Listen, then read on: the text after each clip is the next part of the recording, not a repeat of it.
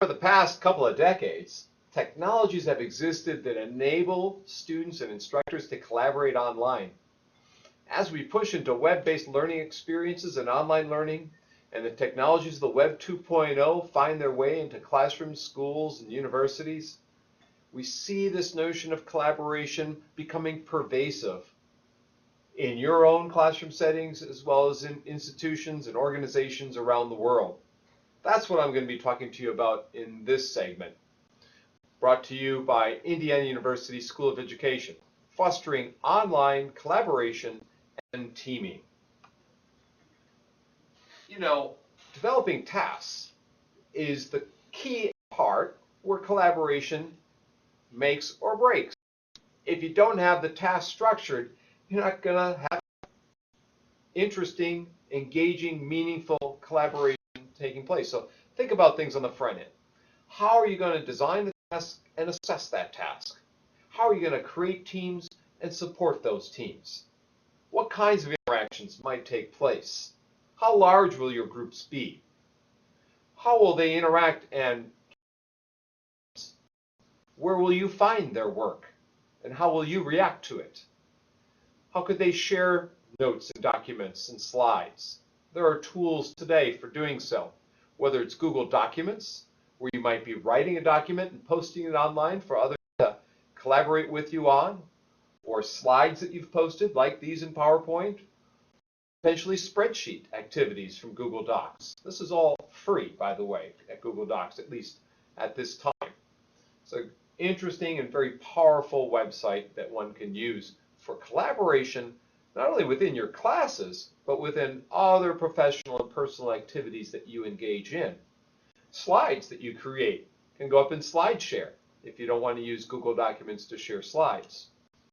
Collaboration also can take place in discussion forums, in wikis, in blogs, in online communications. Students today can use wikis like Twiki or PBWorks, which used to be called PB Wiki, Peanut Butter Wiki. If it's as easy as peanut butter, anybody can use it, right? Wet Paint if you're in the K-12 area. Wiki Spaces is an interesting and easy tool which a lot of people use for business, nonprofit, K-12, higher ed, across. Millions of people now have wikis in these spaces, and now with classrooms you can have students doing some interesting teaming activities, sharing activities, put stuff in the wiki here. Not only in wikis do you have things, not only sharing documents in Google Docs and SlideShare, but how about blogs and blog postings among team members, among groups, among entire classes like Blogger or like WordPress, where teams might do something and not just individual reflections, where teams might have a headset on and have something in Skype where you reflect and you discuss. You put the old headsets on and discuss with someone else what's going on. Have a research meeting among team members of a project that you're doing within a class. You know, you can maybe do cross-cultural, be in more than one place around the globe with tools like Skype or Skype, which is free, by the way, or Google Talk. If you want to go back to the Googleization of information, try Google Talk and have free phone calls with anyone around the world. If you want a web conference, tools like DimDim, Adobe Connect Pro, these all let you do some kind of synchronous web conferencing and discussions. Ning is a tool for groups to form and discuss and share documents and share videos and have profiles. Often I've seen lately conferences creating websites in Ning to create memberships there. But it's a great tool for collaboration among group members. Of course, with all this technology, you also have to explain the roles that students are going to have to take on.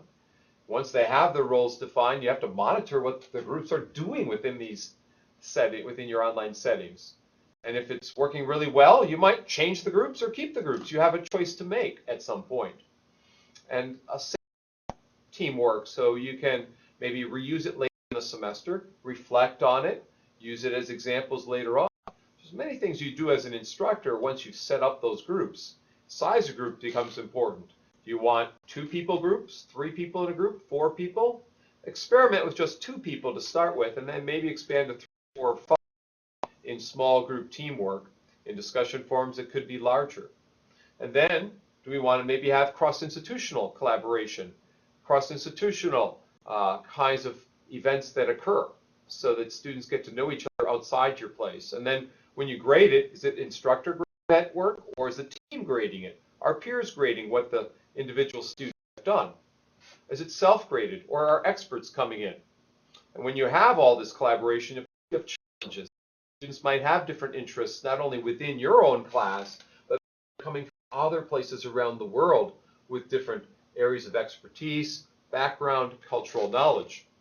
And once you've formed a group and do an activity like a jigsaw or critical activity where everyone has a role to play and someone doesn't show up or do their part or is a slacker, you have some difficulties there. So start with 2, maybe move to 3 or 4 students within a group. Plan ahead. Think about how you want your interactions to occur in these online environments. Think about cross-cultural interactions, but do expect problems that might occur at the time that could arise, and address those quickly so that students engage in rich and meaningful activities and don't always kind of just try and surf the top and just trying to survive within that activity. Maybe testimonials from prior groups, maybe examples of prior groups will help overcome problems. Maybe post the task structures, maybe some job aids or advice sheets of how you want them to interact across groups or within groups or even across institutions. The more job aids you provide that are clear and succinct, the more likely your groups will engage in effective online activities. And at the end of the semester, at the end of a unit, at the end of an activity, you might have students reflect on what they did in these teaming activities. You might have them reflect on what you could do differently next time so that it could be even more effective than what you just accomplished. Consider your grading as well. How are you going to grade their work? Is it a group grade? Maybe group grade is a small component and the individual work is a much larger component. Predefine it so students know what and how their work will be assessed. There are many things to consider, many factors, many components, many potential dilemmas and problems in creating online groups. There also are tools today that can help you make it more efficient and smooth running when you do in fact have a small group or even a large group activity or cross-cultural activity. Take advantage of these technologies. Take advantage of things like Google Documents that are free. Take advantage of what students already know in terms of online teaming. Survey them, see what they've done before, see what they'd like to do. There's an endless array of people you can bring into your class if you do online collaboration.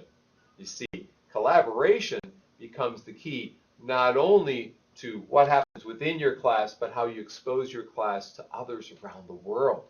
And when that happens, you've extended your classroom setting to all sorts of interesting activities and events that you never dreamed of. Try a couple new things out, push the envelope, have your classroom extend around the world when and if you can. Good luck with online collaboration. I hope you're